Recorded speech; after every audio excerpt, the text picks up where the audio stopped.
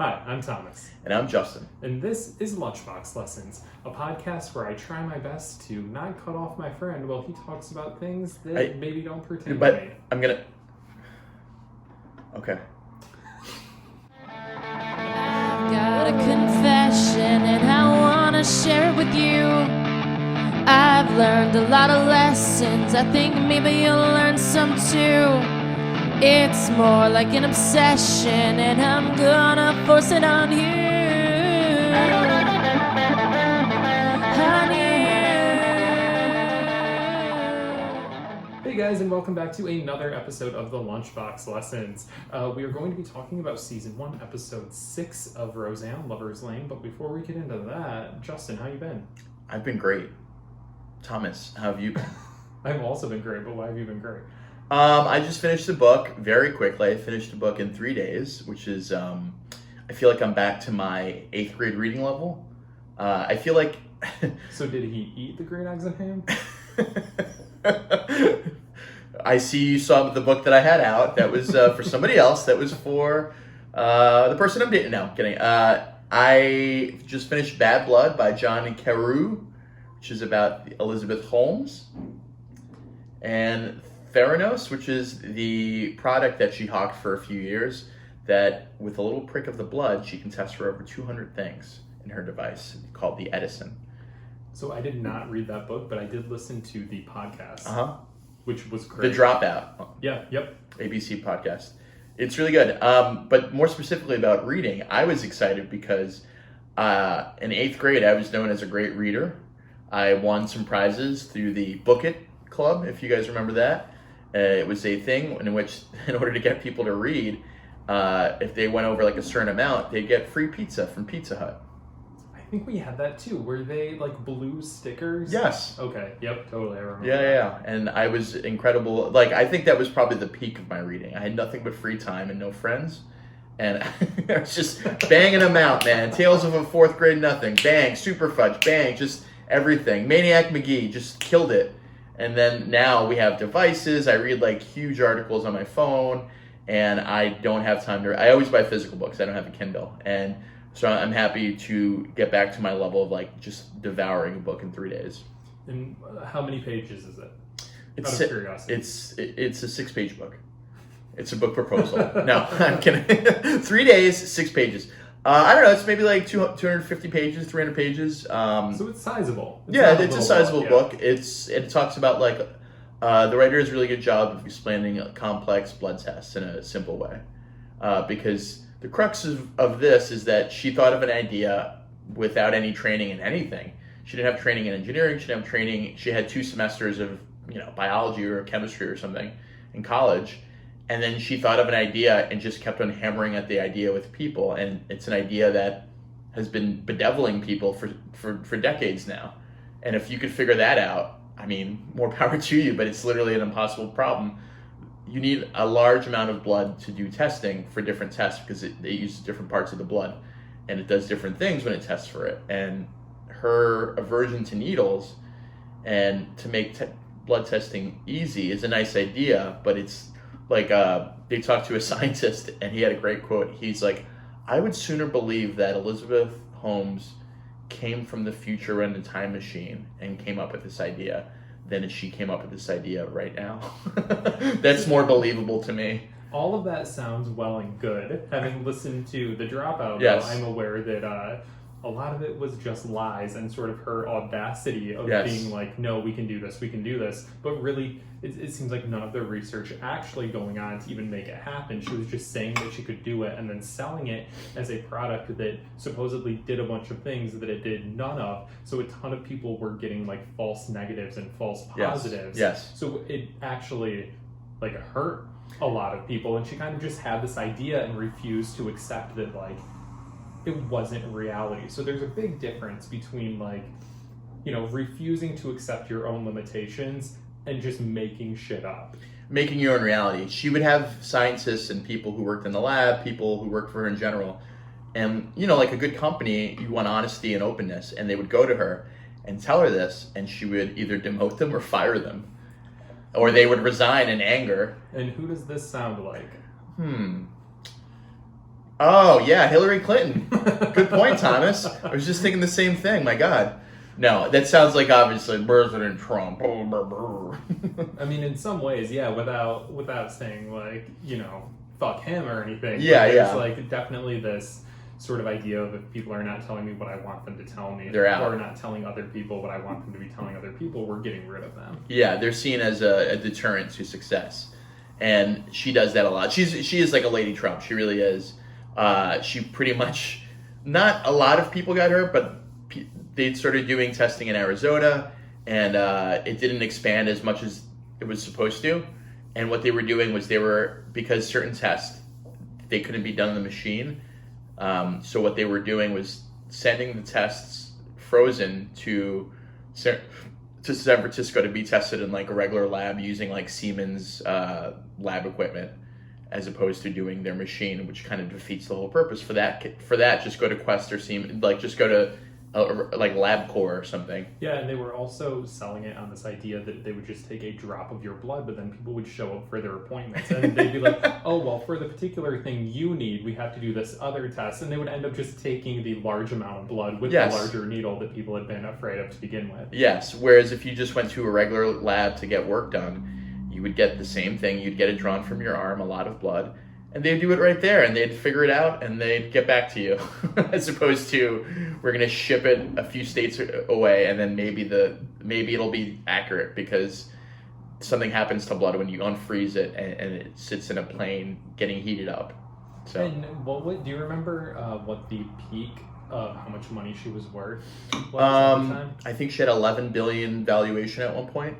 Just insane amount of money, and now she's worth negative money because not only does the company not exist, in June or July of this year, 2020, she is going to trial. She faces up to 27 years, and she may have to pay $500,000 in fine. I don't think she'll get 27 years, but you can make a good case that people's lives were like ruined because of her. Well, if I remember correctly, I believe there were a few people that were getting tested for something that had to do with cancer, and they were told that they did have cancer when they didn't.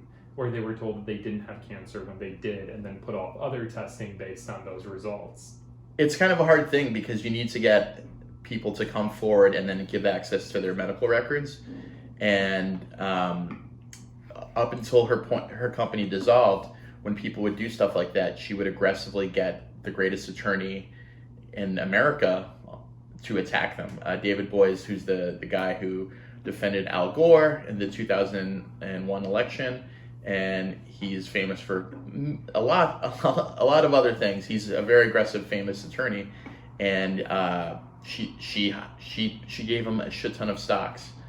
She didn't pay him like a normal retainer. She just gave him stocks and a seat at the board, and that's why he defended her. And it seems like a conflict of interest, He probably made a lot of good money off the stocks at the time. At the time, but if you hold on to them and the company goes up, then you make nothing. But did he hold on to him? We don't know. Well, I'm sure he knows. The one thing that I remember from the podcast that I really liked was that I believe that she had a dog. The dog, yeah. That she would wolf. Yeah, that she would let roam around the lab, which is not how you do good scientific research. However, I like the idea of having a dog at work. Well, the dog would take shits too, and people would who worked for her had to clean it up because you won't believe it, but she's not going to clean up this huge dog shit. And then she told people that she got it tested and that it was part wolf.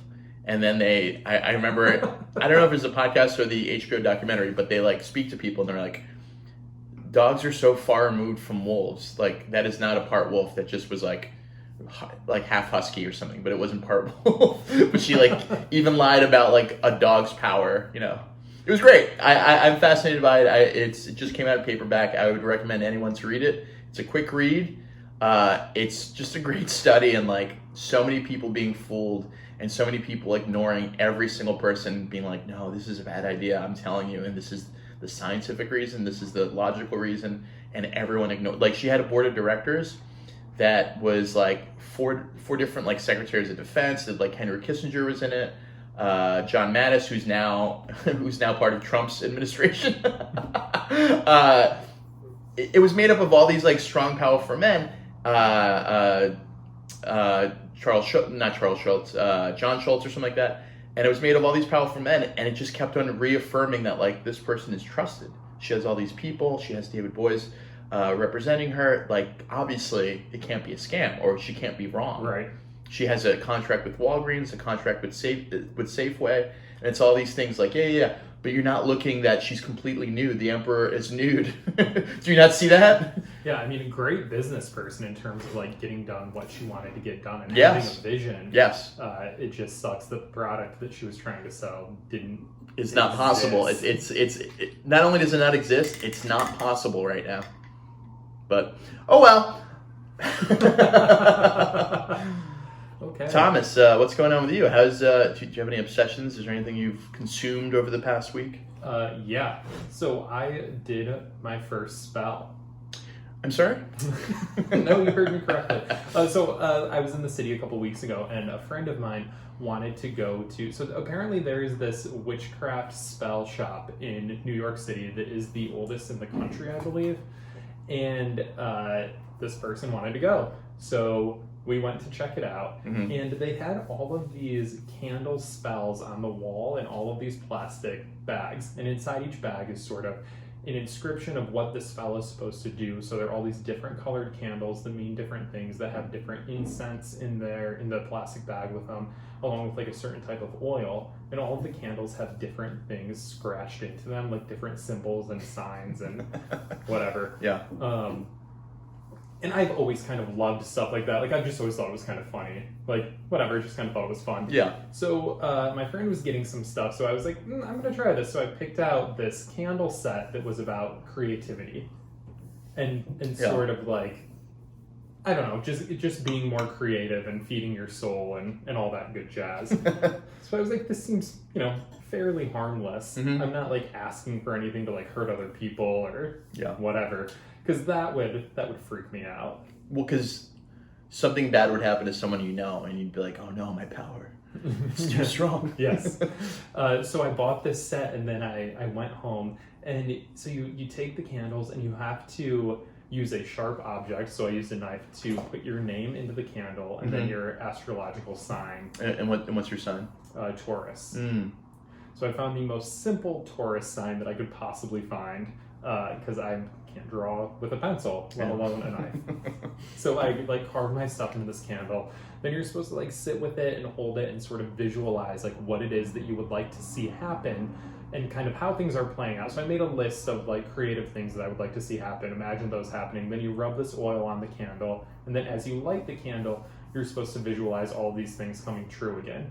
And before that, you lit the incense or something. So I was like, whatever, this is kind of fun. Burned some sage in the house. Went and got some sage, and I was like, just to clear things out. Yeah. So I was a little bit freaked out about it, even though it's nothing. But I also kind of want to believe it's like aliens. I want to believe in aliens, but if I actually saw an alien, I'd be like, I'm done. I'm out of here. I would shit myself. Yeah. So I do this thing at night. That's the end of it. No big deal. Get up the next morning, and I go into this room where I do a lot of my creative work, because I have a 2-bedroom there in Pennsylvania. So the other one is my creative room. So I go the bathroom. there. Yeah, so the bathroom. So I go in this other room, and there is a lamp in there that's turned on that I have not turned on since I moved into that apartment. So 8 months ago, and it's this type of lamp. It's an LCD lamp that has a touch button on the outside, so you have to touch it with your finger, but it's not a press button. Do you know what I mean? It's a touch button. Yeah, it's I do that, and I just touch the mic and it goes on. Exactly. Yeah. So there's there's a button, and I look at it, and there's still dust over it because it hasn't been touched. Oh God! But the light is on. Oh dear God! Oh yeah. God! Well, that's creepy. It made me smile. So 2 things. It's either supernatural, and the spell of the candle of a little shop in New York City has worked. Yeah. And it's traveled with you to Pennsylvania, to rural Pennsylvania. Well, no, I did this in the apartment in Pennsylvania. I bought it there and then brought it home. Okay. Yeah. Or you've had an intruder, and the intruder saw that you were sleeping, but then wanted to know that you were being watched and lightly touched it and didn't leave a mark. So there was a lot of dust on that button because I had to touch the button to turn it off. Or the lamp is hypersensitive, and sometimes we'll do that maybe. It's never done that before. I've had the thing for Well, like 2 years. I've never like farted in front of a woman, but maybe you know what I mean? Like maybe I will. Really, you've never done that? I have. I know. Your name is at the fart box. Well, Pretty sure. I like to live my truths. Well, that's really creepy. And did you write like a concerto? Did you write the poem you've always wanted to write? Oh, like these last few years that we've talked about? No, but I've been working on a lot more creative projects and just kind of, I don't know. I don't know if I necessarily expect anything to happen with it. I just thought it was kind of a fun experience, and then for that to happen, it didn't scare me at all, because I wasn't asking for anything aside from creativity. Yeah. You know what I mean? So Yeah, I wasn't putting the death of Stephen Jenkins or whatever. Well, not Stephen Jenkins. Not the lead singer of Third Eye Blind. I love Third Eye Blind. I went to a movie premiere a few years ago, and he was there. What movie? And, the Grand Budapest Hotel? Yes. Or no, the Grand Marigold Hotel. It was the one about a bunch of old people that go to Thailand. That's the Marigold Hotel. Yes, yeah. And he was there, and no one knew who he was. No one recognized him at all. It wasn't like a big premiere. It was more of like an advanced screening. And I was like, that's fucking Stephen Jenkins. And my roommate was like, who? And I was like, the lead singer of Third Eye Blind. And he was like, who? Oh, God. Did you say anything to him? No. Are you one of those people who say stuff to famous people when you see them? Yes. And do you remember the last person you said something to that you saw in person? Or just somebody, it doesn't have to be the last. I'm trying to think. Oh, you know what? I went up to Julianne Moore on the subway. This was a while ago, but this one kind of sticks out in my mind because she did this horror movie. I think it was called The Forgotten. Yes. That I loved. I thought it was such a good movie, and I went up and told her how much I liked that movie. And she was super nice. She was extremely nice. She's like, oh, I don't hear about that one a lot. But she was very nice. And not every celebrity that I see. Yeah, she was like, people. she was like, I'm Amy Adams. Why do you think I'm Julianne Moore? That's a Sarah Silverman joke almost. Yeah, I've seen so many famous. I've seen several famous people, obviously. The person that I keep on seeing a lot, there's two people I see a lot, and one is so striking in person that I'm like, oh my God, you are a star, and I get it now, is Carrie Russell. Oh, yeah. Very, very attractive. Someone that I haven't really thought about in general. I like her. I'm a big fan of The American. She was good in that in Mission Impossible 3, but in general, I haven't thought about her. And then I saw her in person, and I'm like, this is the most stunning woman I've ever seen. She's got striking blue eyes. She's a joy. She seems overjoyed every time I see her. She lives in Brooklyn somewhere. I keep on seeing her at the same places. And then the other person I've seen a bunch, who I'm not wild about because I've seen her behavior in person, is who's the Maggie Gyllenhaal. I've seen Maggie Gyllenhaal before on the subway. She gets on the same stop that I used to get on, and I think she's taking her kids to school. She gets off at a stop, and one time I was on there, it was super packed, and sitting on the seat was a young black girl. She's maybe 17 or so, and Maggie looks at her and goes, "Can I sit down? Me and my child would like to sit down." And mind you, her child was 5 or 6 years old at the time, not an infant. It's whatever. And we're all standing, and the girl sort of looks up and goes, "Oh," and I don't know if she recognizes her or not, but she's like, "Oh yeah, sure," and lets her sit down. And I remember being like, "What fucking balls? How dare you?" I don't know. For some reason, it bothered me, and I will never forgive her for it. It's a very New York City thing to get annoyed about, but I get it. There were other mothers with their children on you know what I mean? It's not you're not a protected class pregnant women or old men with canes or old people with canes. I get that. You should ask if someone's not going to give it, if they're not going to give you a seat. But a mother who's just with a 5-year-old, I don't know. That just seems I don't care. And to me, I think it's ballsy. As a therapist, I kind of wonder, I don't know, why don't we ask for the shit that we want? She probably feels more entitled to ask for the shit that she wants because she's used to getting it. But also, why don't we all just ask for shit when we want it? I am against that. I think you should suppress. I have a friend who she is very upfront with what she wants to like the detriment of other people. Mm-hmm. I think she's been to therapy so much that she doesn't suppress any thoughts or like any thoughts that'll make people uncomfortable. She doesn't just not share it. She just shares it. And I think it's to the detriment. So I discourage that practice. I have no years of training of therapy, but I discourage people from making other people uncomfortable when it's not that big of a deal for small things, you know? Like asking for a seat for 4 stops is kind of stupid. Yeah. It was 4 stops. I mean, I hear you. It was, actually, it was 4 stops. It was 4 stops. For 4 stops, she couldn't just stand for 7 minutes. I saw Michelle Williams on the subway. Which one? White or black? There's 2. The one that was married to Heath Ledger. White. Yeah. And yes. Black Michelle Williams is from A Destiny's Child. Oh, see, I didn't know that. The gay guy didn't know that. Wow. Just to be clear. And she was sitting across from me and reading War and Peace. It is, like, I don't know that much about Michelle Williams, but I feel like that is probably the most Michelle Williams thing in the world, is that she's sitting there reading, like, a 1,200 page. Of course. I think it was like hardcover. Like, I don't even know. She was due. She was due to read it. I've met Michelle Williams. She came into my friend's store. I was working part-time at my friend's like gift shop.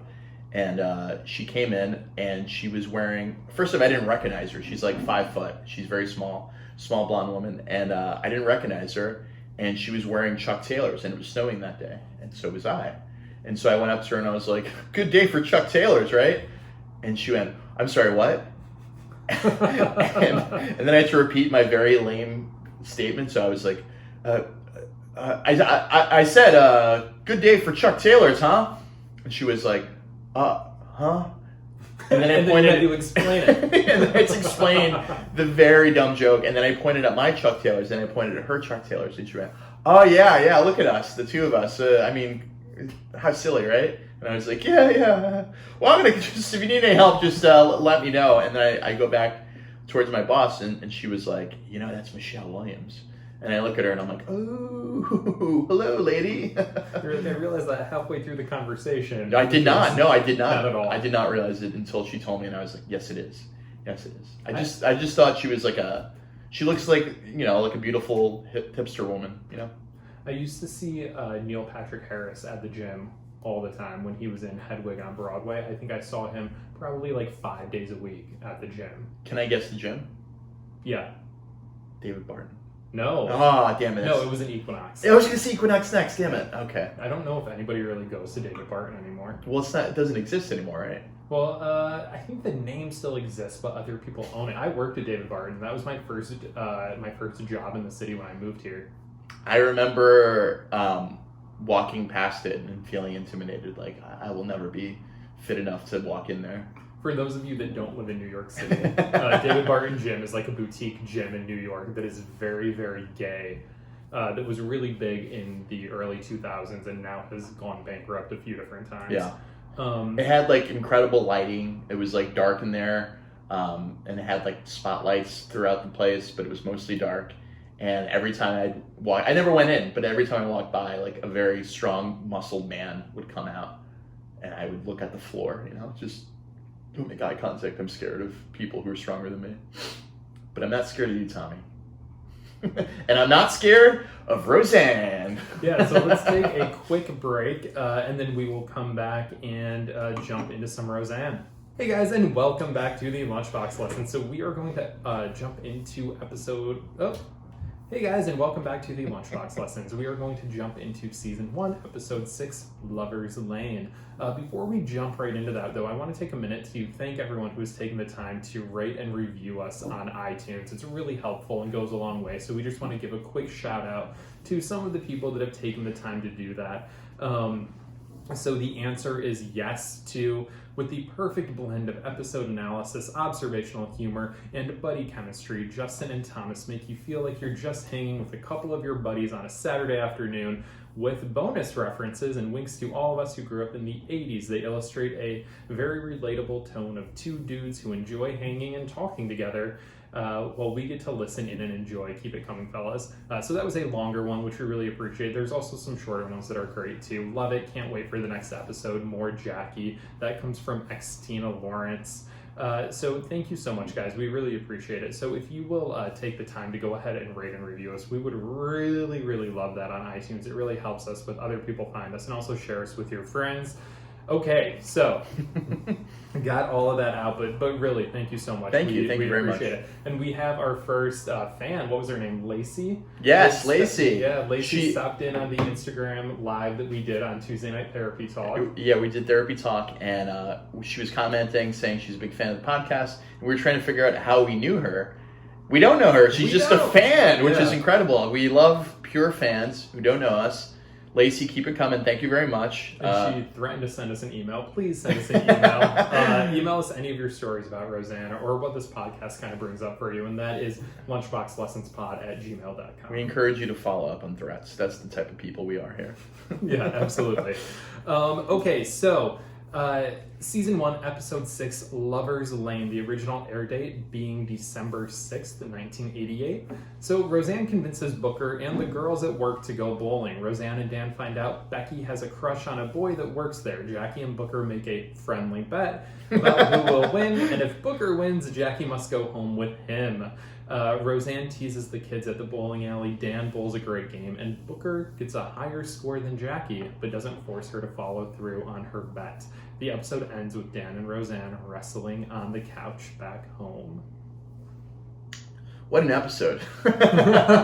What an episode. I wonder if this episode would ever see the light of day today. There are a few times that, a few of these episodes that we watch where I find myself going, I don't know if that would make it on TV right now. Yeah, I don't think this episode would make it. I don't think the subplot of Jackie and Booker would make it on. I think a version of it, but certainly not this version. So, jumping right into it, we are at Wellman Plastics. We now see lots of men there.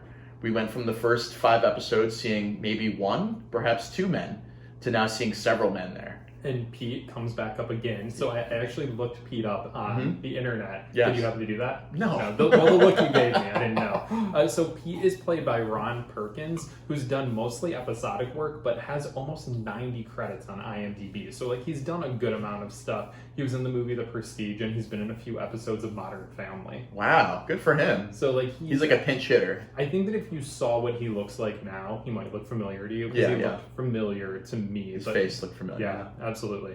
And we also see Sylvie, who Sylvie kind of comes up in a lot of these episodes at Wellman Plastics, and Sylvie is the woman that looks like she's 900 years old. She looks like a character from a Carol Channing or a variety show. Yeah, it's 1,000%. It's very much out of. It seems out of place almost because everyone seems like a real character. They dress pretty realistic for their characters, and then you have a woman who looks like a sketch comedy show's version of an old woman. She might be 40 underneath all that makeup. You know what I mean? So she, you're guessing that probably on the weekends she crochets. She has cats. She maybe likes a thrilling bingo game. Yes. She has the glasses with the the beaded thing around them to keep them on. And so I looked her up. Her name is Ann Faulkner, and she actually appears in 9 episodes of Roseanne. She has 11 credits total. She's 84 years old now. So she was 54. That's what I'm saying. Yeah. She wasn't some old woman back then. That was, of course. Well, but I also wonder if in 1988, is that what 54 looked like? Yeah, it's definitely possible. Because 54 now is J-Lo and Shakira. Yeah. Or if you look at I remember I was watching what was it, The Firm with Wilford Brimley. He was 48 or something in it, and he looks 106. People just aged terribly back then. Just terribly. I'm not going to get into it, but I am a Puerto Rican man, and I will say, in general, the whites don't age particularly well. Yeah, and Sylvie's line in this episode is how she could use some manhood herself, and when am I dead, there's still some tread in these old tires. I'm you're 54. Yeah, I would hope so. But I really think they're trying to make her to be 70 years old. But and still working in a yeah. factory. But they just didn't want to hire a 70-year-old, which would have been easier. But, they would have complained about the catering and all that stuff, so it's probably just better to bring a 54-year-old in there. Oh, God, we got to take a break. Sylvie wants to use the bathroom again. Jesus Christ. Ease up on the prune juice, honey. Can you get one set of lines out without having to fix your teeth? Line! My teeth, hold on a second. It's fun making fun of the elderly. We get some great stuff in this episode. A thing that I like, there was a great joke. Dan is anticipating seeing a wrestling match, and he goes, I can't wait to see Snake Man versus the Human Clam. And then Roseanne goes, yeah, that was just like our wedding night. We're just like, oof, oof. So I actually watched that a couple times and Googled it because I couldn't tell if he was saying clam or clamp, and he did say clamp. Oh, well, it still works the same way. The clam works better. Would have been way funnier. I wonder if they originally had that but couldn't get away with it, so then they changed it to Human Clamp. Yeah, absolutely. It's great.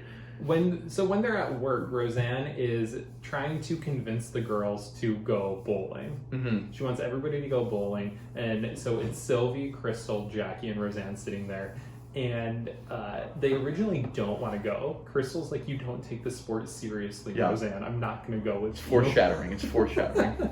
And Jackie's like, no, absolutely not. And then Booker comes back in, George Clooney. And very smoothly goes, I have no plans. Actually, I do have plans. I'm going bowling with you. Yeah. Pretty smooth. And Jackie's like, oh, I'm going too. Suddenly Jackie wants to go, and she is all about going bowling. Yeah. And it shows them at the house. They're getting ready. They're crying, and then we hear that the original Becky has a crush who's working at the bowling alley. Yes, she does. So Darlene tells Roseanne this because Roseanne's like, why is she taking so long to get ready? Yeah. And Darlene's like, she's getting ready for her boyfriend, Chip. Great name. And right before that, what I thought was funny too is that Darlene and DJ are asking Roseanne and Dan for money to play the arcade games and stuff. And I... did you have a bowling alley where you grew up? Yeah, of course. I think every town probably has a bowling alley. That's probably pretty safe. No, we were too poor. We didn't have a bowling alley. We just had candlepin. I used to beg my parents for quarters to go and play the machines anywhere. That's more fun than bowling, obviously. Yeah, 1,000%. I still love a good arcade game. Yeah. There's a bowling alley near me in Park Slope that is so old. It reminds me of it's called Melody Lanes. It literally is when you step in, it's 1984 all over again. It is beautiful. It is trashy. There's a bartender who has to be, I think he's 77 years old. He's very funny. He wears a bow tie. He kind of says bawdy things to you. It's a great time. I want to go. Yeah, we should go. Yeah, we should go. So we're going to take a break. I love that, though. That sounds like so much fun. And is it affordable? It's a normal. Yeah, it's affordable. I know that sounds like a weird thing to say. No. There are bowling alleys in New York City that are all Lucky Strike or Bowlmore, and it is insane. It's $20 per person per game, and then you have to rent $40 for shoes on top of it. It's ridiculous. Yeah, it's a real night out. This is a lot more affordable, especially on a weekday, which is the best time to go. I have a question about this because this bowling alley's made me think about this. Did you ever have a birthday party at a bowling alley? And yeah, go ahead. I don't believe I ever had one, but I've been to one. Interesting. Where have you had your birthday parties at that were not at your house? I think they were always at my house when I was a kid, which is why as an adult I throw insanely huge birthday parties. Interesting. I had a couple. I remember I had one at a bowling alley, one at a roller skating ring in the Bronx. This is when I lived in the Bronx. And then we had one at Discovery Zone, which is a big deal. Ooh. Yeah, that was probably the best one. It was my 10th birthday, and I even got a shirt that said Justin had a kick-ass, or not kick-ass, Justin had a fucking killer cunt-ass birthday party at. No, it was a shirt that just said Justin had a great time at the Discovery Zone. Tommy Lee's birthday party? Justin had a killer birthday party at Discovery Zone, and it had my name on it. Do you remember how a kid died at Tommy Lee's birthday party? Wait, what? Tommy Lee, Pamela Anderson. The drummer for Motley Crue? Yeah, him. A child died at his son's birthday his party? Son's birthday party. Oh, the God. kid drowned in the pool. Oh, yeah. That's a common thing. Having a pool increases the death of your child or their friends by tenfold. But is it common for kids to die at birthday parties at pools? Not at birthday parties, I'm but sure just the risk goes up. Yeah, the risk goes up tremendously. Yeah, that's why. Although I live in a studio apartment, I'm never getting a pool because I don't want children to die on my watch. Right. That's the only reason why. Mm-hmm. I remember. I remember there was a big deal to have a cool birthday party. Yeah, I would always have them at my house, and we had a pool, but my birthday's in May, and in Michigan, it was never warm enough to go swimming. Yeah. But I do, so there was like I don't know, some sort of a lounge or diner or something that was in my town. So my town in Michigan had a lot of places that open and closed. Yeah. But it had a ton of arcade games in it. And I remember going to someone's birthday party, and we all got a roll of quarters. Ooh, it's $5. No, it was like $10. It was like a roll of quarters. Aren't those $10? I don't know. But it was, to me, I was like, holy shit. This is the best time of my entire life. I was maybe like 9 years old, I think, pre-divorce. And so things were still happy. But I remember that it was, like, I thought that it was the coolest thing in the world. My family also, like, we weren't really allowed to play video games. Like, we didn't get a Nintendo until, like, the Super Nintendo came out and the Nintendo was on sale, that sort of thing. So getting to go and play arcade games, like, I just freaking loved it. But I will never forget that birthday party. I don't know who it was for. No clue. You have a favorite arcade game? I've always really liked the Ninja Turtle ones. Oh, that's a great one. Yeah, like the side-scrolling Ninja Turtle ones. Yeah, it's a great one. That's still popular if you go to like Barcade. It's a bar in New York and Brooklyn that has like old-timey video games. Drink. Yeah, I like Barcade. Yeah, there's a few of them. There's eight or nine of them in New York now. There's a lot. And one of the most popular ones is the Turtles game. So they're gonna go bowling, and before they go, like they're waiting for Becky to come downstairs. And Dan is preparing, kind of like warming up, bringing his arm back and forth. And he says, "There's another dirty joke." Yeah. He goes to Roseanne, "Feel this hand, baby. There's a 200-point game pulsing through these fingers." And Roseanne goes, "Let's not waste it on bowling," and then pulls him towards the bedroom. He wants her to finger her a lot. Clearly there's he would like her to do some sexual things with that hand. Do you think it's a fisting joke? Oh God, wouldn't that be just like, wow, they really crossed the line here. A fisting joke. Jesus Christ. So Becky eventually comes downstairs right after this. And I mean, she is in jeans and a sweater and like has her hair done and earrings, like, I mean, dressed appropriately for her age. And Roseanne looks at her and goes, "Oh, you're gonna be working the lounge tonight?" Yeah, it's pretty good. She does look like a cocktail waitress. It's pretty great. Like a Vegas cocktail waitress. It may be a Vegas cocktail waitress in like the 80s that wears a button-up sweater. Those are the ones I went to. I guess I missed those ones. Yep. The bowling alley in the town I'm from does have a lounge. Yeah, it's classy. And they do a lot of karaoke. Yeah, I can see that. And I've been like twice, and honestly, it's been a good time. There's like five teeth in the entire bar. That's all you need. That's 5. Yeah. My friend Julie likes to do karaoke to "Eye of the Tiger," and she'll get like super hammered. I mean, this was a long time ago that she did it, and then pick out like the oldest guy in the bar and like get up in his face all sexually singing "Eye of the Tiger." Of course, "Eye of the Tiger" is the most sexual song, so that's great. All right, so they go to the bowling alley. The kids run off to play games. The adults are putting shoes on. They're talking about shoes. A couple jokes about shoes, how they stink, how they're gross. And then George Clooney shows up. He says they're gross. He has his own white bowling shoes. And then Jackie and Booker has a little bet. Yeah. Why don't you tell everyone about this? Jesus Christ, right? The bet is, if I get a higher score than you, you have to come home with me and sleep over. And Jackie's bet is, if I get a higher score than you, then you have to come home with me and clean my bathroom.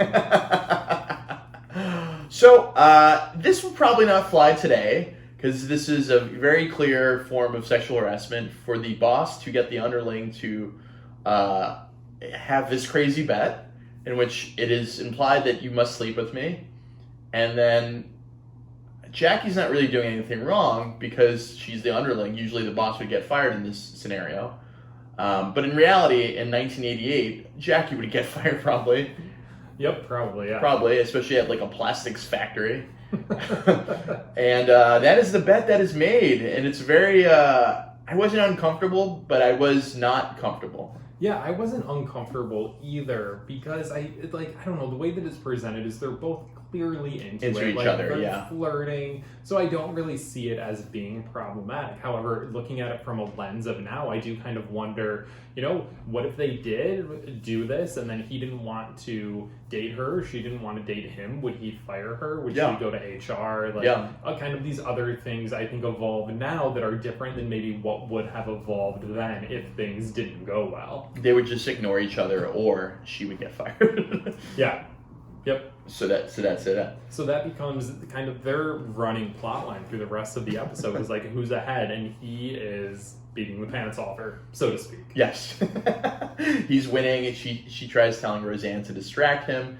At one point, he's about to wind back with the bowling ball. I know how it works. And I've done that before. And he's about to hit a home run to the pins. And Roseanne goes, "Hey, Booker, did you ever get that infection cleared up?"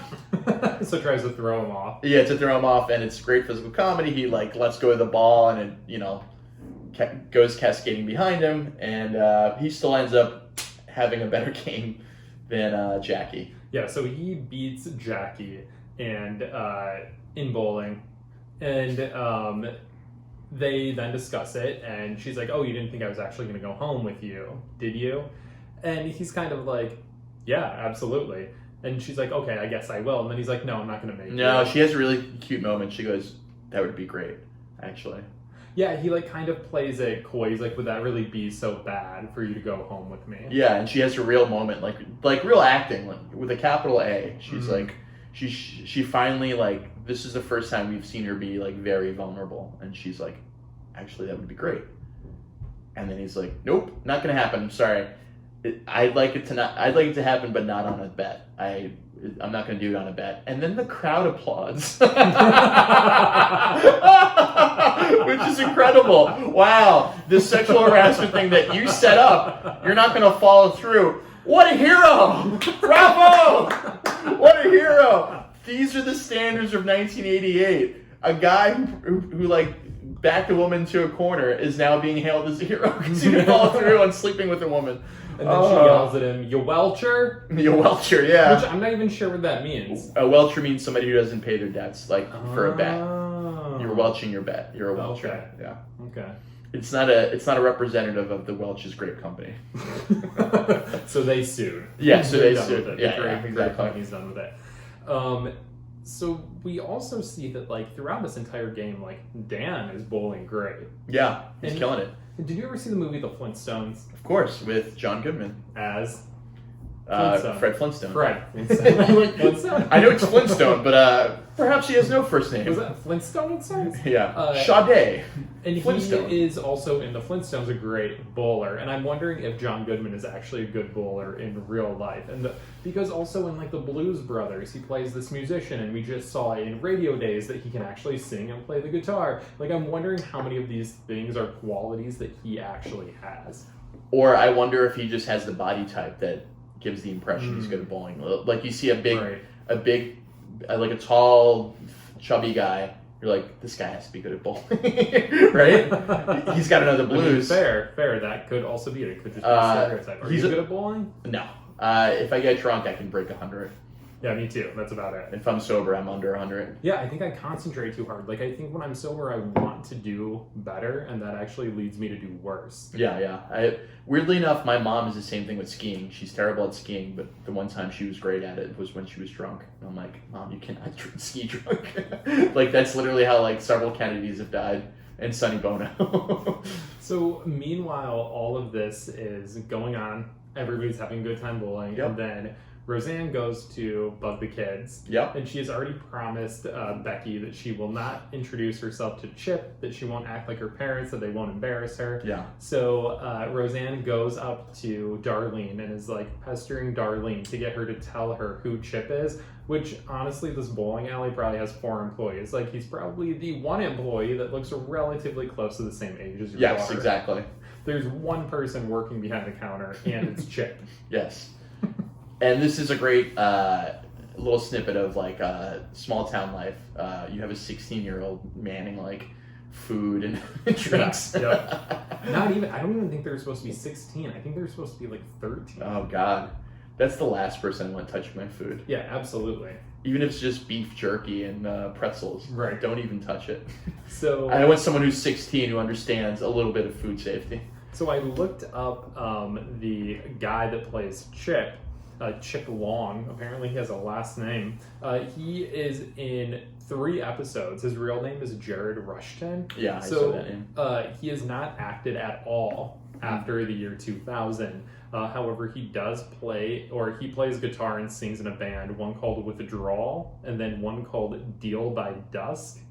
I looked him up online, and he is looking rough. Oof. He is looking, he's looking like a 40-something-year-old who is not in Hollywood. If you're not in Hollywood, there's no pressure to like keep it up. You know what I mean? Yeah, absolutely. I mean, I'm approaching 40. I'm 36, and I mean, what's the pressure? Yeah. He was in some big movies though. So he was in Honey, I Shrunk the Kids. He was in Pet Sematary 2. Oh, I love that movie. And he was in Big.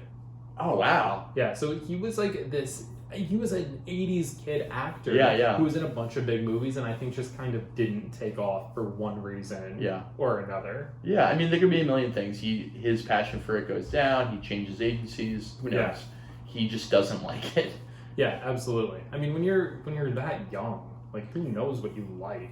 It's a weird thing because I've met a lot of child actors, and it's either the passion of the child, but a lot of times it's the passion of the parents pushing it because, it's a bizarre thing for a child to get into. You know what I mean?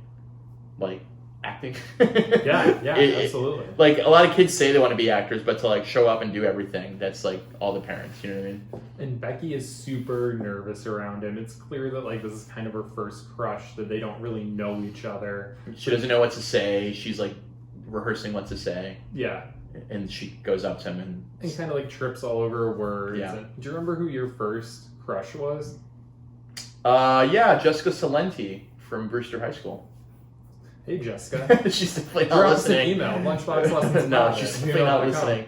I had a crush on her. It was unrequited. She eventually knew about it and did not care. It's not her fault. I was a very weird child. It wasn't until I got off my braces that I was attractive, so I get it. But yeah, I had a crush. It was intense. I remember one time I had a sleepover with my friends, Brett. This is when I was like 13 or so, and we saw my parents had like tequila or something. We drank like, I don't know, 4 or 5 shots of it. Holy shit. Yeah, that's a lot of. That's a lot of tequila. Yeah. But we had a lot of Swiss cake rolls, so we were full. That honestly. Shout out to Little Debbie. Doesn't sound like the worst mix of things I've ever had with tequila. So we were like just pitting shots back because we were like, this is our first time drinking. And the thing that I did drunk, my crazy drunk behavior, is I wrote on a piece of paper, I heart Jessica Salenti, over like 94 times on one piece of paper. Which just shows like this sad innocence with this adult thing like drinking. It's a good thing you didn't know what spells were then. In a way, it was a spell, and it was very unsuccessful. But she has a kid. She's doing well. Best of luck to you, JC. Did you ever crush? I did. So my first crush ever was on, I'm not even going to say their name because I have terrible things to say about this person now that I'm thinking about it. It was this girl in 2nd grade, and I used to, I just thought she was really smart, and I thought that she was pretty, and I used to call her on Tuesday or Wednesday nights because my parents would, I don't know, they had a date night or Bible study or something ridiculous. Date night or Bible study. They had a date with Jesus. And they would go to that, and I would call her and talk to her on Tuesday nights. And looking back on it, I think it was probably pretty clear that she had nothing to talk to me about. I mean, what do you have to talk about when you're in 2nd grade? But I think that she was my first crush. And then I remember the last day of school, I was talking to her, and she said something about how, like, she hated it when I called her and how she made up excuses to get off the phone with me and didn't want to talk to me. Oh, my God. I remember it being very mean. Like, it is very mean. And I was a dorky kid. Like, yeah. I was very, very thin. My clothes were dirty a lot of the time because, like, I just, like, you know, my family was busy. We didn't have a lot of money. Like, I didn't always have clean clothes. I don't know what you want from me. And clean clothes, that's all we want. And I just remember that she was very, like, harsh. Yeah, she was very harsh, and I was like, oh, okay. And then I remember in 5th grade, I ran for student council, and I was elected president of 5th grade. Wow. Probably one of my biggest accomplishments. Congrats, bro. She was running, and I beat her, and I think she was, like, pissed, because she was, like, an all-A student. Yeah. And I don't even remember, like, I think I made all these lies about shit that I was going to do, like, typical politician. Like, all this stuff I'm going to do, all of them lie. Like, Democrat, Republican, all politicians lie. Do you remember some of the lies?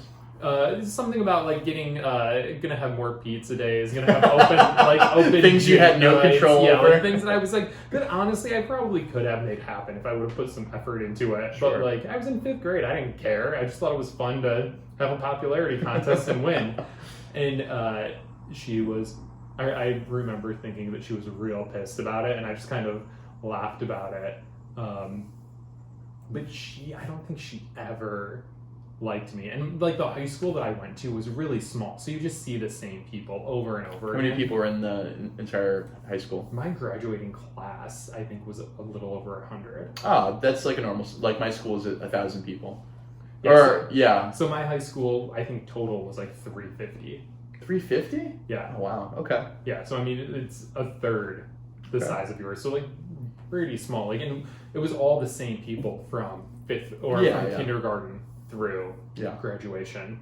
Wow, that's really funny. And there were just a lot of little interactions that I had with her where, like, she was kind of just a bitch. And then I remember not too long ago, so she ended up moving so I remember that her family would go on these vacations. She was, like, kind of a little bit pretentious, and her family had gone to Chicago, which was, like, a big deal when you were from Michigan. And Chicago to Michigan, wow. And she came back, like, talking about how great Chicago was and this and that.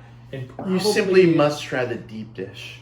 Probably, like, 10 years ago, I saw something on the internet that she was, like, living in Chicago now. Oh. And I, like, sent her a message, and I was like, hey, that's really great. Like, I know that you always, like, wanted to live in Chicago. God. Like, I hope you're doing well, whatever. And she just, like, did not respond, but it showed that, like, she had read it. Oh. And then 6 months after that, she moved back to the town we were from, and I was like, good, fuck you. Well, that last message you probably shouldn't have sent, but... You think so? Because I actually I don't have a crush on this person now, obviously, but I was like, for whatever reason, there is this, like, thing that's like, there are some people in your life that you're like, I still kind of want that person to like me for whatever reason. Every crush I've ever had, I want them to fall in love with me at one point in their lives. Just for a moment. Even if I'm dating someone, I just want to know that they desired me the same way I desired them. It's not logical. It's not, like, realistic, but it's what everyone truly wants. And not even that. I think it's more so, like, I want that person to be like, you are a worthwhile human being. Yes, that's exactly right. It's confirmation of I'm worthy of your love. And I also have to accept that, like, that is probably never going to happen. And that person is kind of an asshole, and it has always been kind of an asshole. In her defense, maybe she just hated gay people. Like, she just didn't want to tell you, but she was like, you know what? It's not your personality. It's the taste of the man on man that I don't like, or whatever. You know, the worst thing is I think she likes gay people, so it's really just me. Oh, that's even worse. It's really just me. Oh my god. But you know what? That's fine. That's fine. Isn't it funny how, like, I don't know, do you have certain things from grade school that you kind of remember or carry with you? Like, I feel a little bit pathetic even saying it as like a 35-year-old, but, like, there's this guy that made fun of me through middle school and high school that was recently brought up as, like, someone you should know on Facebook. It all came back, and I was like, I just want to punch this fucker in the face. Like, I hate him. Yeah, I have somebody exactly like that. I don't remember the context, but the person was always bothered. Like, first off, about the girl you were saying, I think everything she did up until like mid high school is forgivable, because I think people don't understand how to like deal with people's emotions and how to like deal, you know what I mean? Like, you're too young to understand. Oh yeah, absolutely. The damage that you're doing to someone. Oh my God, there's so many things that I think that I've probably said to people that I do not know and think nothing of. And then there's definitely one person who's like, Thomas Whitfield. Yeah, absolutely. I cast a spell on you. I want your light to go on for no reason. That was somebody else's spell, and that's why your light turned on. Maybe. So when I mentioned before, like, something about being on homecoming court, and there was this kid that fucking made fun of me all the time, that was in the grade ahead of me, that saw me, like, being on homecoming court as we were walking to the football field, because they, like, did this big thing at night about it, and he looked at me, and in front of everybody goes, "Who let the faggot on court?" And I still, like, fucking hate this guy. Like, I hate him. Yeah. That's crappy. I'm sorry. Do you think he ever thinks about that moment ever? Probably not. Yeah. I mean, he, like, said a lot of shit to me. Yeah. Like, he used to throw food at me in the lunchroom and, like, all that kind of stuff. So, like, I doubt that. I mean, I think that he was a shitty person to a lot of people and probably had a lot of anger, and honestly probably had a lot going on in his own life that led to him being an angry person. Yeah. Like, there was probably a lot of shit going on at home that he didn't have control of, and, like, felt like shit and needed to make someone else feel like shit. Yeah. That's usually how this stuff works. Hurt people. Right? Yeah. Yeah. That's the old saying? Yeah. A million %. And like I said, I'm sure there are people that I heard along the way that I didn't realize that I did either. And if anyone's listening to this and I did hurt you at some point, write in. Yeah, send me an email. No, but I'm sorry if that has happened, because I would hate for anyone to be carrying anything around with them. That's something that I said that maybe I meant at the time but didn't think of later, or didn't think about at the time, or Did you Yeah, I'm in the same boat. People you've heard, you don't even know that you've hurt them, and you're like, I'm sorry, I truly did not understand the ramifications of that at the time, and now I'm a little bit better as a person, but I'm so sorry. A little bit better. A little bit, like 1% better. I remember somebody... I've just gotten better at being sarcastic. Yeah. So people are like, this guy's so sarcastic, and he's like, no, I fucking mean what I just said. There was someone in high school, I don't remember the context, but he just was kind of like annoying to me. He was a dick to me. And then one day I was like, you know what I'm going to do? I'm going to stand up to him, because I've seen too many movies. And I'm like, you have to stand up to somebody for them to respect you. And so he kept on like bothering me, making fun of me in the hallway. This is like in 8th grade. So I kicked him directly in the balls. And it did not fall him. He did not move. He just picked me up, put me upside down, and like threw me. And then walked away from me. And that was the end of it. And did he ever make fun of you again after that? I don't know. I don't really think so. I think he kind of ignored me after that. And then maybe like in 2009, 2010, I was running a lot of races, like running races in New York City. And a marathon? Well, there's like other things beyond marathons. There's like a half marathon. I was doing like half marathons and 5Ks and 10Ks through New York Roadrunners. And he was at one of them in Central Park. And he like came up to me. He's like, "Hey, what's up? How are you?" And he's like lost a lot of weight. And I realized now we're the same height. The guy wasn't as big as I thought. Yeah. He just was big at the time. And then I eventually caught up to him. And I think he had no memory of doing anything. Like, he had no memory that I had a burning desire of hatred towards him. And in that race, you can look up people's names afterwards online. And I beat him by a few minutes. So you felt better. It was a win for old JVP right there. I had a similar experience as that. As there was this guy that had made fun of me a lot in high school and in middle school, and we were on the same baseball team. And his father was the baseball coach, and he had said like a lot of shitty stuff to me. Yeah. And I ran into him at a bar, I don't know, maybe like 10 years ago, and he like came up to me and like asked me how I was, and then like apologized. Oh. He was like, I was really mean to you when we were growing up, and there was all this stuff going on with my family, and like I took it out on a lot of people, and I know that I said some shitty stuff to you, and I'm really sorry. Yeah. And then we like had a cigarette and had a beer and like talked, and it nice. Yeah, like kept in touch a little bit, and Yeah, it was a really nice experience and one that I didn't expect because I was like, why is this fucker coming up and talking to me? Like, I want to talk to this person, like, that. And then that happened. And I was like, oh, thank you. Like, I appreciate that. You should have, like, after he was done with the spiel, you should have took a moment and went, gay. I'm not going to go home with you. Oh, God, so gay. Just get him back with his own medicine. That's great. It's great when that happens. Anyway, Roseanne. Yeah. So, what else? Anything else that comes to mind for you that we need to touch on with this episode? Like, no, I thought it ends with Roseanne and Dan on the couch just after doing like wrestling moves with each other. Yeah, doing some wrestling. So that whole wrestling thing, the rule of threes, it comes up for the third time. So Jackie brings it up as being like an important event that she wants to watch, and that's why she's not going to go bowling.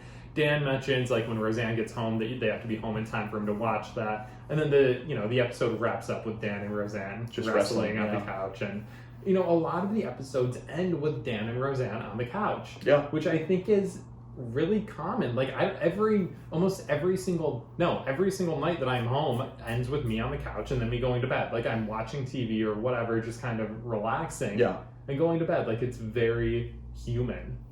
Yeah, I definitely relate to it, and I think the couch is like the epicenter of most people's growing up in terms of like your house and where you live. The couch is where everything goes on, and a lot of times that's where meals happen. That's where a lot of stuff happens. Yeah.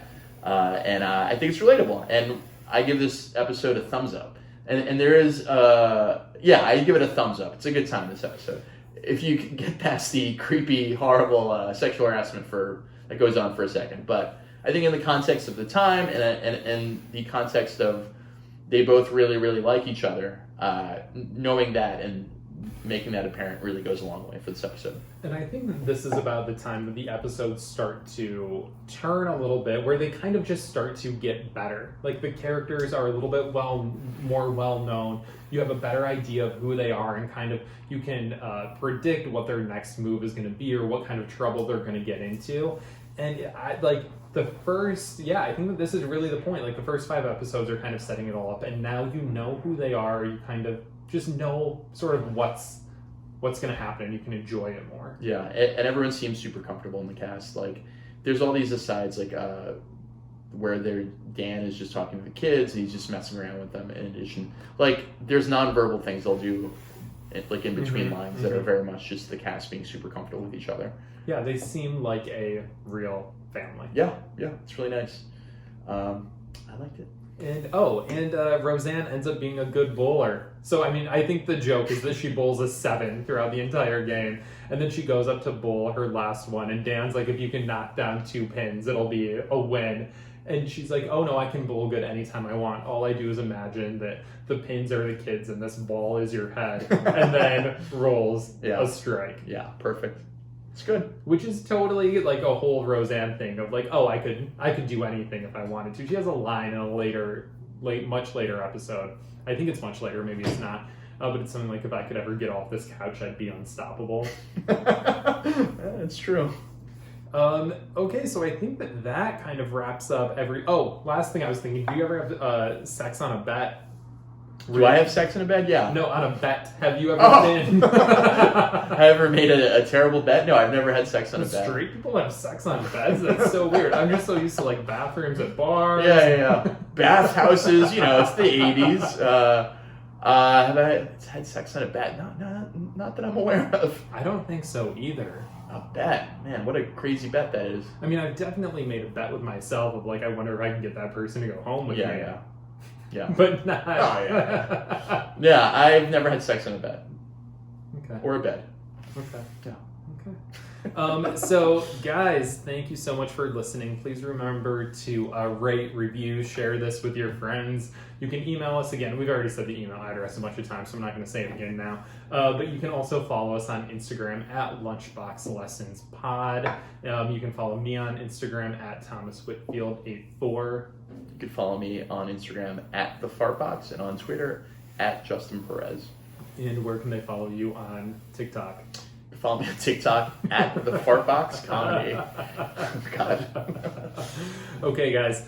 We will talk to you next week. I've got a confession and I wanna share it with you. I've learned a lot of lessons. I think maybe you'll learn some too. It's more like an obsession, and I'm gonna force it on you, honey.